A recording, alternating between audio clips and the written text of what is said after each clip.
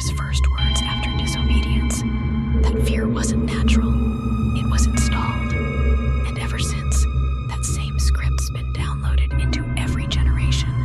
In schools, in churches, in media, they say, fear God, but they mean, fear us.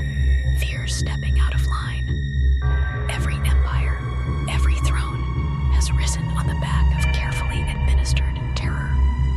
Rome crucified to install obedience. The medieval church burned heretics not to purify, but to paralyze.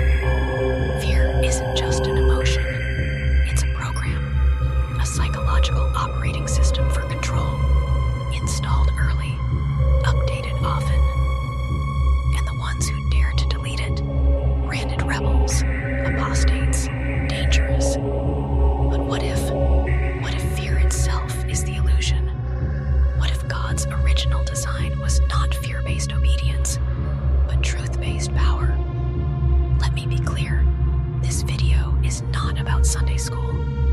This is a descent into forbidden texts, buried histories, and the subtle war on your mind. If you stay, you won't just learn, you'll wake up. The message, do not fee, isn't a bedtime story.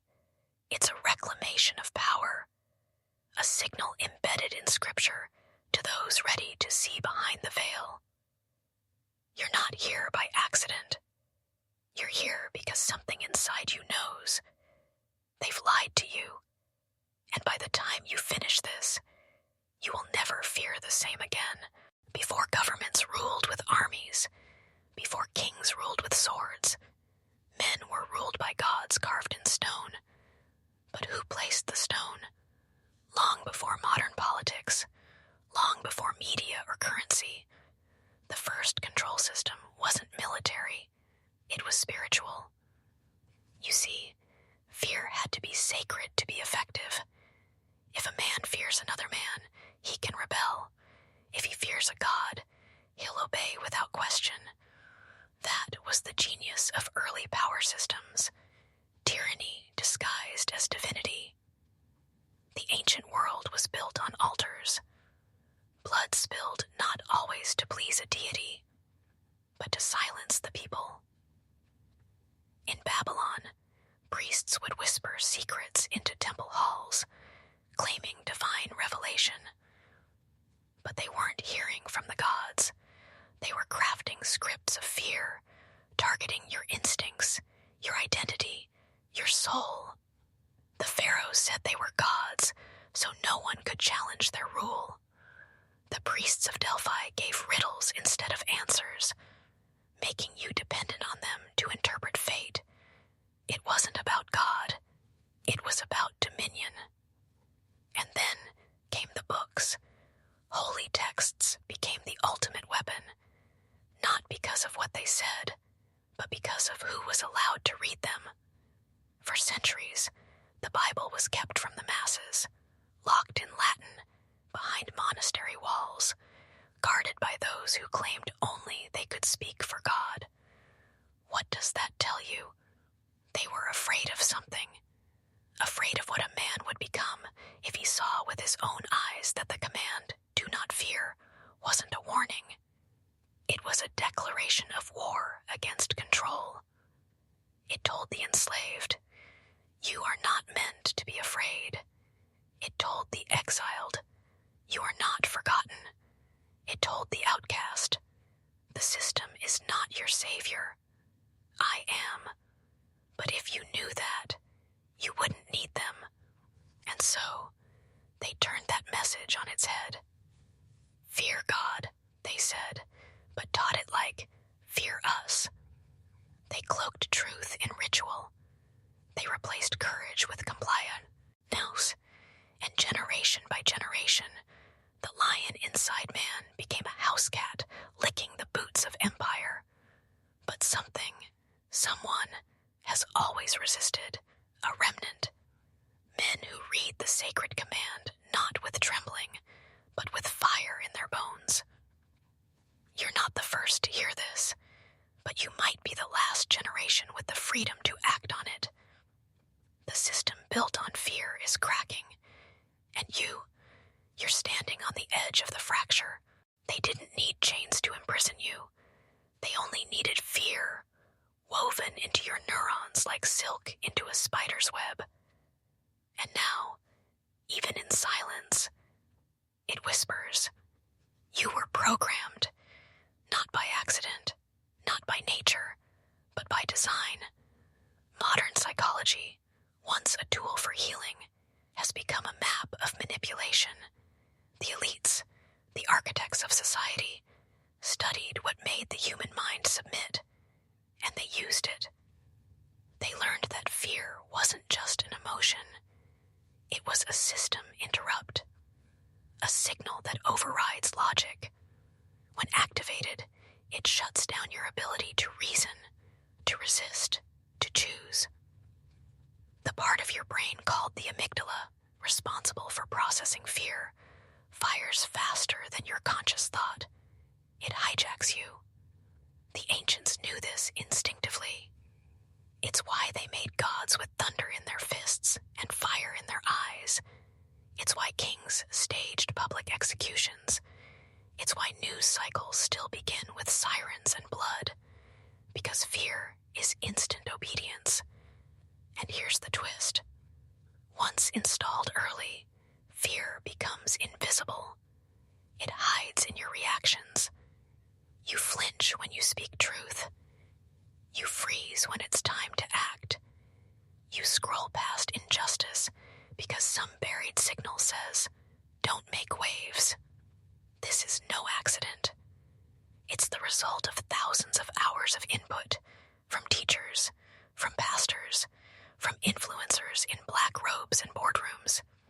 The message, stay safe. But safe often means silent. Safe means predictable, manageable, controlled. Even the Bible, your supposed escape, has been weaponized. Have you ever noticed how most sermons about fear end with submission? Not empowerment, not sovereignty, but a soft surrender. That's not what the original message said. Do not fear, for I am with you. That wasn't weakness. That was alignment with something greater than the world's threats. A declaration that you were built to move through fire, through trial, to a rue war, not with trembling, but with purpose. But if you lived that truth, you would be uncontrollable. So they made fear your constant companion, dressed it up as wisdom, masked it as humility, taught you that boldness was rebellion. But now you're hearing it. The static behind the noise, the fracture in the matrix, the voice not of a tyrant, but of freedom disguised as command. Do not fear. Not because nothing's dangerous, but because you're no longer the prey. You're becoming something else. They told you the Bible was a book of comfort, but open it without filters, and it reads like a war manual, soaked in blood, commands, rebellion, exile, and fire. This was never meant for the safe. You've been lied to. The Bible you think you know, the one carefully recited in quiet suburban churches, where fear is pacified with coffee and worship songs, that version has been gutted. What you're holding isn't just a religious book. It's a forbidden archive, a record of men who defied kings, of prophets hunted by their own people, of visions so dangerous they had to be hidden in codes, sealed with metaphors, buried under centuries of silence. And the thread that runs through it, do not fear, but not in the way you've been taught. The modern preacher tells you not to fear, so you'll keep coming back, so you'll tithe, so you'll stay calm in a dying system. But the raw, unedited word, it says, do not fear, because your enemies will fall. It says, do not fear, for I will break the bow, shatter the spear, burn the chariots in fire. It says, do not fear, because you will walk through flames, and not be consumed. This is not a lullaby. This is awakening. The truth is, the message of God is too dangerous to be left in the open. That's why the early church was hunted, why Rome tried to crush the movement, why emperors feared the scriptures more than armies, because if the average man truly believed he was empowered by God, not ruled by man, he would rise. He would dismantle the machine. But they couldn't destroy the text, so they twisted it. They turned faith into fear of hell. They turned obedience into servitude to men. They took the command, "Fear not," and made it conditional. Fear not if you follow all our rules. But the original word had no such chains.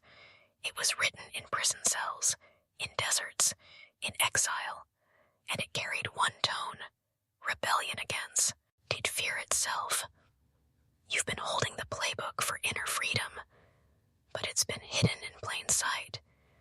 Now you're beginning to read it the way the ancients did, not as sheep, but as soldiers.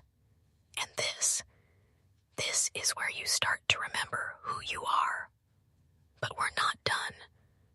This rabbit hole goes deeper. And in the next section, we'll uncover the exact moment fear was ritualized into society, not just to control behavior, but to control generations. The day fear became law, there was a day, forgotten by history books, when fear wasn't just felt, it was legislated, stamped into rituals, etched into law. From that moment on, freedom became rebellion and obedience. Survival.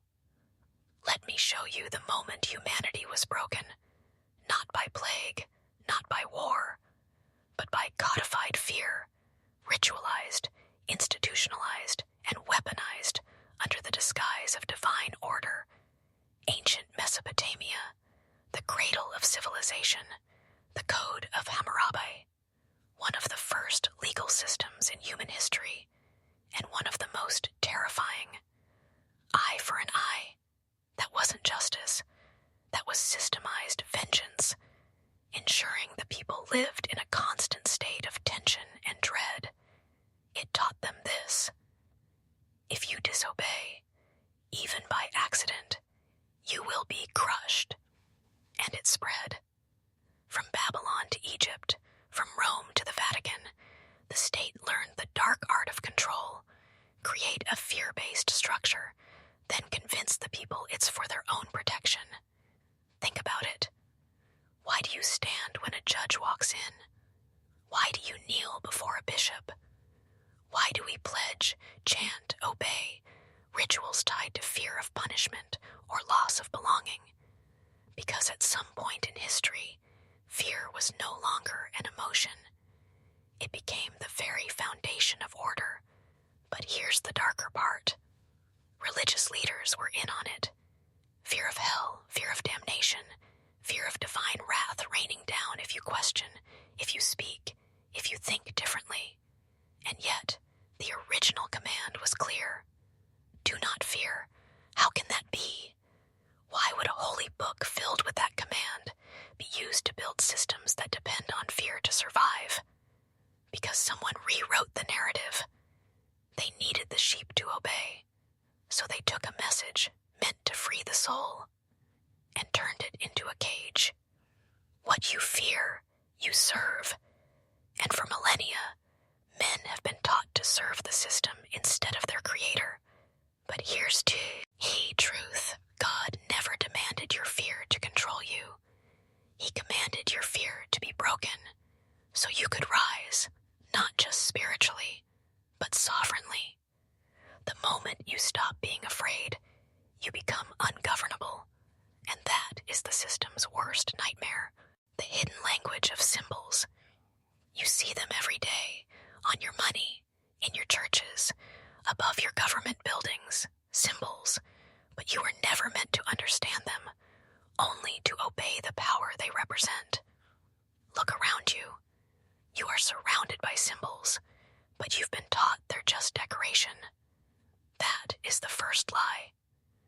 Because symbols are the oldest language of control. Older than writing, older than empire, older than fear itself. They bypass logic and speak directly to your subconscious. A cross, an eye in a triangle, a snake wrapped around a staff. The pillars, the obelisks, the circles within circles. You've seen them. You just didn't know what they meant. Let me tell you what they meant. They meant power. They meant dominion. They meant who owned you. Ancient priests and kings knew that if you could associate a symbol with divine authority, you no longer needed to rule by force. You ruled by presence, by marking your territory not with soldiers, but with signs.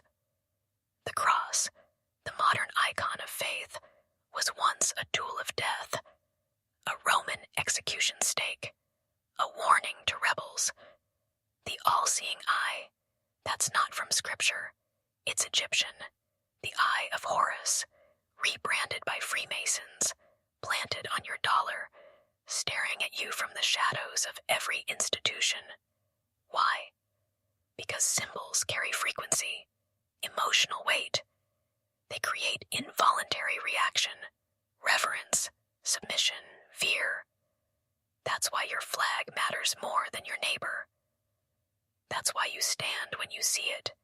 It's not patriotism, it's programming. And the Bible, it warns about this. It tells of idols, of engraved images, of marks that condition man to follow the beast, the empire, the power behind the curtain. In Revelation, the mark isn't just physical. It's symbolic, a psychological brand, a loyalty pledge, burned into action and identity. And you were never told the full story. I gave you the surface meanings, while they kept the keys. Because when you understand a symbol, it loses its grip. It becomes a tool, not a prison. So ask yourself, whose symbols are you bowing to? Whose laws are you obeying without question? And if fear is the chain, maybe the symbol is the lock, the rituals that rule you. You thought ritual was religion, but it's not. Ritual is reinforcement. And from the moment you were born, you were slowly initiated, step by step, into systems that seek not your faith, but your submission. This part is going to hurt. Because once you see it, you can't unsee it. We've talked about symbols, but symbols alone are powerless until they're charged through ritual. And this is where the manipulation gets intimate. You were brought into a world where every sacred thing was inverted, and you accepted it, not because you understood it, but because it was wrapped in ceremony. Birth certificates, graduations, pledges, confessions, baptisms, marriage licenses, funerals, each one a ritual, and each one a contract. You think a graduation is about education. It's a ceremonial passage into debt, into allegiance to institutions, into identity rooted in external achievement. You think a wedding is just about love. It's a legal binding recognized not by God, but by the state. You're not just joining hearts, you're joining tax brackets. And death, it's not even yours anymore. Your body gets regulated, documented, priced, buried under symbols you didn't choose. Do you see it yet? These are not harmless traditions, they are initiations. And here's the darkest part. They echo ancient rituals, rites once performed in temples, pyramids, and secret orders. Rites of submission, rites of ownership, rites of programming, infant baptism, for instance, now a sweet moment in church, originated as a symbolic claim over the soul, a way for the institution to say, this one is ours before he can even speak. It's psychological branding. It's why you repeat oaths in classrooms, why you raise your right hand, why you swear to God in courtrooms ruled by man.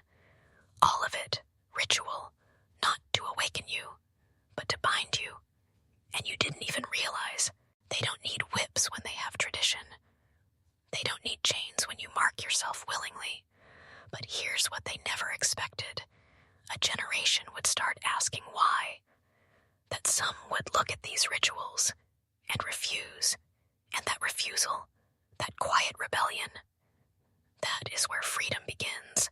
Pause here, brother. If you're still with me, you feel it now, that pull inside you, that shift. Comment below. The chain breaks in silence.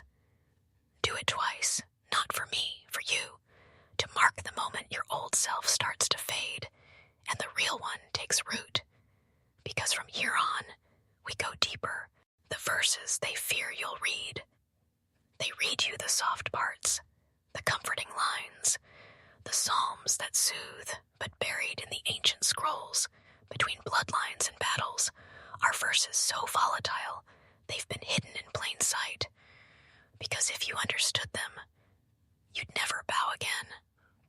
Crack open your Bible, not the sanitized Sunday school version, the raw, untamed text beneath centuries of translation and tradition.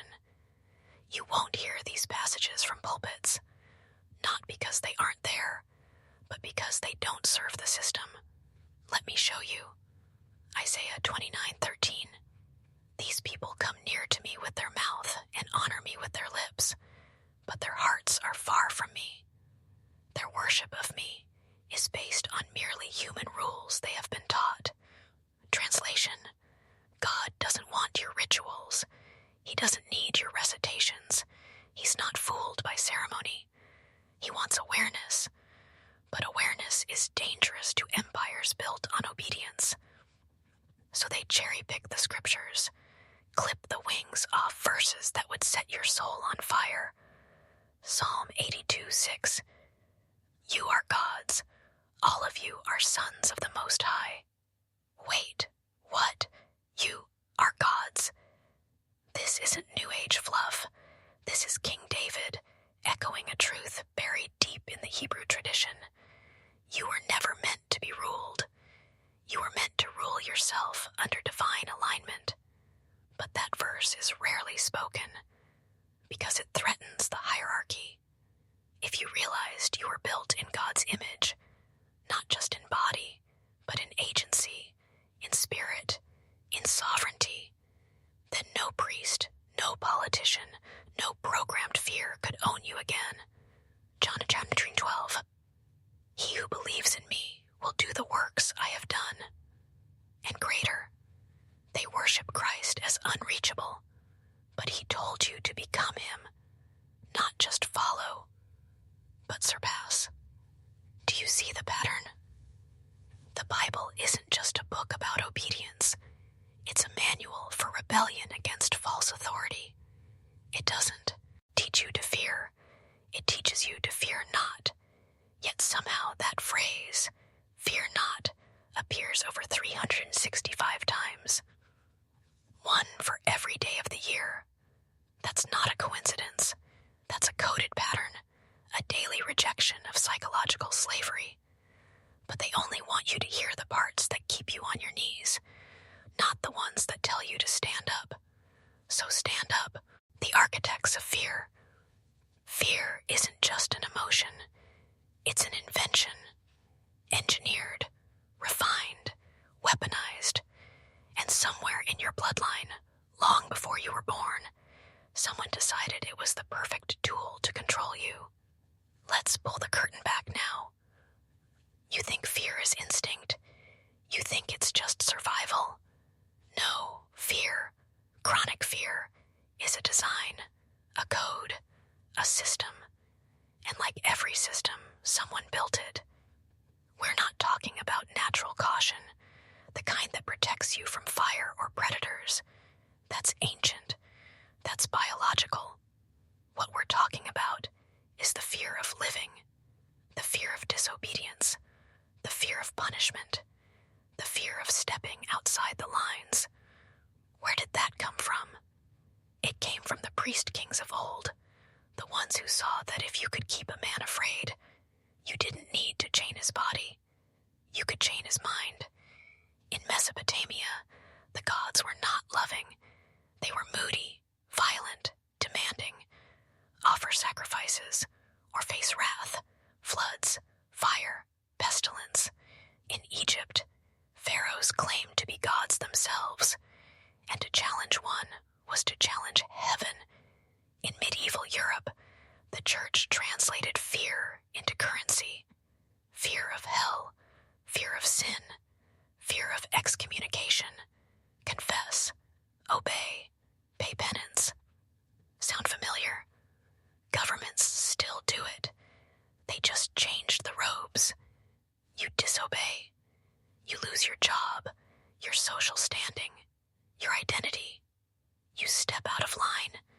You're called dangerous, radical, mad. And why? Because fear creates predictable behavior. It manufactures consent. It prevents revolt. It kills curiosity. It's why the serpent's first move in Eden wasn't violence. It was a lie that planted doubt, that stirred fear. What if God is holding out on you? Boom, panic, mistrust. And man has been hiding ever since. Fear is the original virus. And guess what? Every empire, every institution that's ever ruled for long has used it. From Babel on to Rome, from the Vatican to Wall Street, from the temple to the television. But the Bible doesn't teach blind fear. It says, God has not given us a spirit of fear, but of power, love, and a sound mind. 2 Tim 1:7. So who gave you your fear? Who benefits from it? Here's a brutal truth. If someone is profiting from your fear, they probably helped install it. The mind is the battlefield. They don't need to burn books anymore. They don't need chains or inquisitions. All they need is access to your mind, and they have it every day, every hour, every scroll. Let's stop pretending we're free. Let's stop pretending we're awake. Because the greatest prison ever built has no bars, no walls, and no guards. It lives inside your head. Psychological control is no longer science fiction. It's policy. It's advertising. It's education. It's everywhere. And if you've ever felt anxious for no reason, ashamed of your own thoughts, afraid to speak truth aloud, you've already been touched by it. Let me show you how deep it goes. Edward Bernays, nephew of Sigmund Freud, is called the father of public relations. But let's call it what it is: mass manipulation.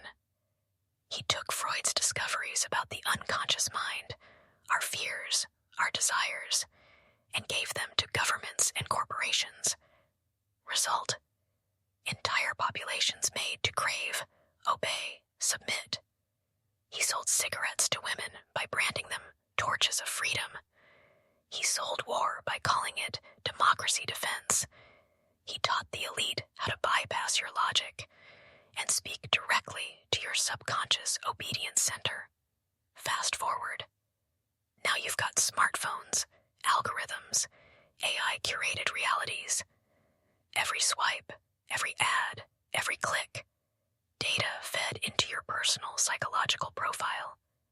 The system knows what triggers you, what pacifies you, what keeps you docile, and it uses that knowledge to program your perception.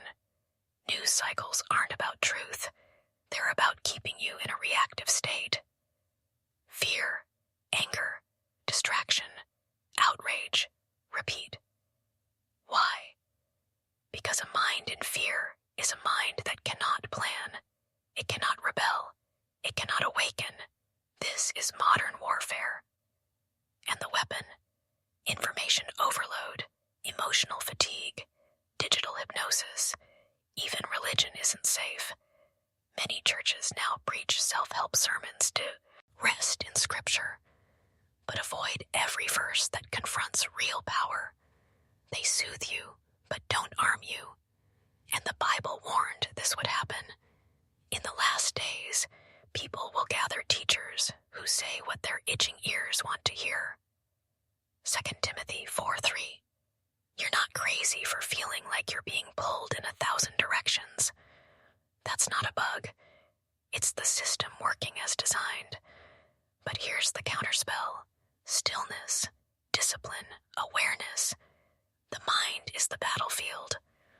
But it's also the key to escape, because if they can train you with fear, you can retrain yourself with truth. The first fear, it didn't start in Rome. It didn't start in Babylon. The first siyab happened in a garden, and it wasn't just about disobedience. It was about psychological infection. The moment fear entered man's blood. Picture it. Perfection. A garden untouched by corruption. No war. No poverty. No rulers. Just man, woman, and presence. But then comes a whisper. Not a shout. Not a war drum. A question. Did God really say? With that single doubt, the system was born. The system of manipulation. And when Adam and Eve ate the fruit, the first consequence wasn't death. It wasn't pain. It was fear. I was afraid, so I hid. Genesis 3:10. That was man's first emotional reaction after awakening to knowledge. Not awe, not joy, not power, fear. Do you understand how important that is? Fear became the default state of fallen consciousness, not because God cursed man with it, but because man chose the knowledge of evil without the strength to face it. And from that moment forward, fear has been the lever. Empires use it, religions sell it, families inherit it. But here's the deeper layer. What if the serpent's lie wasn't just eat the fruit, but you are not already like God? For God knows that when you eat it, you'll be like him. Genesis 3:5. That's the psyop. Convince man that he lacks what he already has. Convince him he's broken. Convince him he's less. Then sell him salvation, safety, or approval from the very system that stole it in the first place. Fear made man forget who he was, and forgetting became our inheritance. But God's message, hidden beneath the layers of translation and control, is consistent. Fear not. Not because the world is safe, but because you are no longer a slave. Every prophet who met God fell in fear. And what did God always say first? Do not be afraid. It's a divine command, not a comfort, a declarati, on of war against the system that feeds on your fear. This is why awakening is so painful. It doesn't make you feel better at first. It makes you feel everything they told you to numb. But keep going. The pyramid of control. They fear your awakening more than war, more than rebellion, more than death itself. Because if even a handful of men remember who they are, the entire structure falls.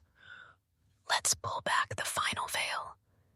You've felt the pressure your whole life, an invisible hand directing your choices, your beliefs, your limits.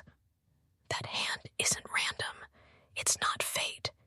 It's a structure, a hierarchy built on centuries of hidden agendas, occult knowledge, and psychological domination.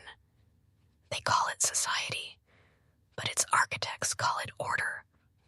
From ancient Babylon to modern banks, the symbols haven't changed. Pyramids, all-seeing eyes, twin pillars, suns, serpents. These aren't decorations. They're markers, codes, trademarks of a system built to keep you asleep. At the base, the masses, distracted, divided, fed entertainment, fear, and false choices. Above them, media, education, and religion, crafted not to enlighten, but to condition.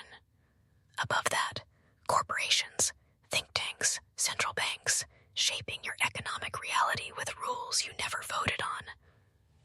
And at the top, a priesthood, not in robes, but in suits, tech firms, black budgets, and unseen networks. They don't worship God. They worship control. They fund both sides of wars. They rewrite history. They engineer scarcity and call it inflation. They create crises, then sell you the solution. And fear is their currency.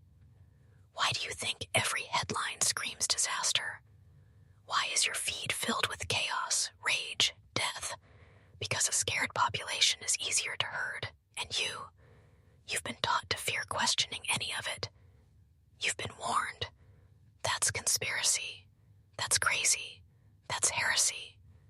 Because truth, real, raw, uncontaminated truth, is radioactive to the system. And the ancient scriptures knew this. That's why Jesus didn't say, "Be calm." He said "Do not fear those who kill the body, but cannot kill the soul." Matthew 10:28. You see, the system doesn't fear your rebellion. It fears your clarity. It fears your disobedience to its fear.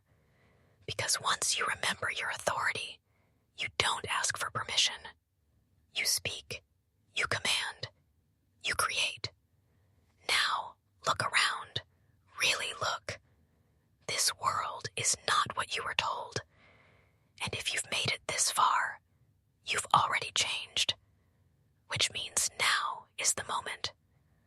Drop this phrase in the comments twice to lock in your transformation. I fear no empire. Write it. Own it. Brand your mind with it. The exodus of the mind.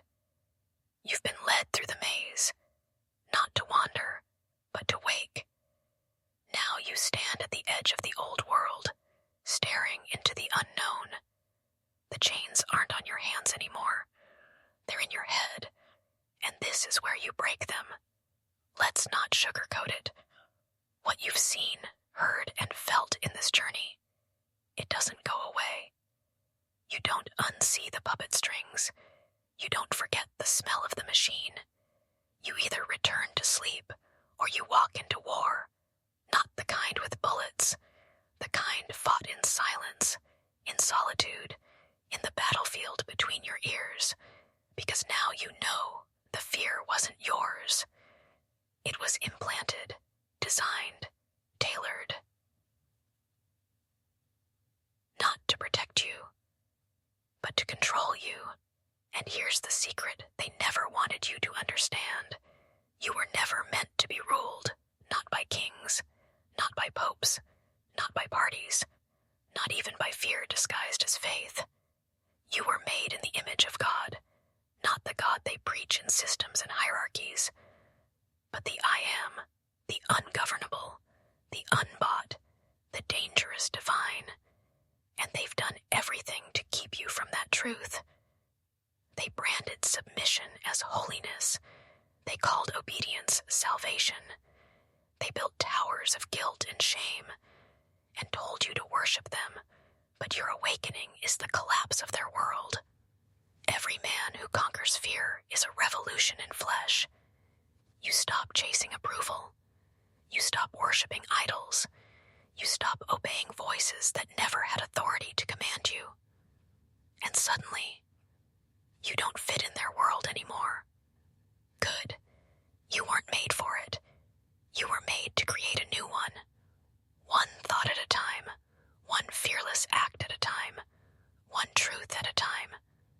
This is the Exodus. Not from Egypt, but from the matrix of the mind. You are no longer the sheep.